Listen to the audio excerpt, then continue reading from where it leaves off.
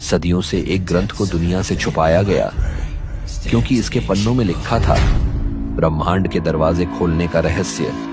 वह ज्ञान कहाँ है जो जीवन और मृत्यु दोनों से परे ले जाए।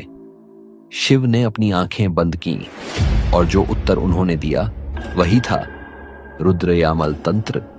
यह कोई साधारण ग्रंथ नहीं है, यह ब्रह्मांड की उन ऊर्जाओं का मानचित्र है जिन तक साधारण मनुष्य की पहुंच ही नहीं होती। लेकिन यह ज्ञान हर किसी के लिए नहीं, यह शक्ति केवल शुद्ध मन वालों के लिए है। गलत इरादे, अधूरी तैयारी या अहंकार इस शक्ति को विनाश में बदल सकते हैं। इसीलिए युगों तक यह तंत्र गुरु शिष्य की गुप्त परंपरा में छुपाकर रखा गया। जब साधक तुरीय या तुरीयातीत अवस्था में पहुंचता है, तब वह मन और शरीर की सीमाओं से मुक्त होकर समय का अनुभव अलग ढंग से करता है। इस अवस्था में अतीत, वर्तमान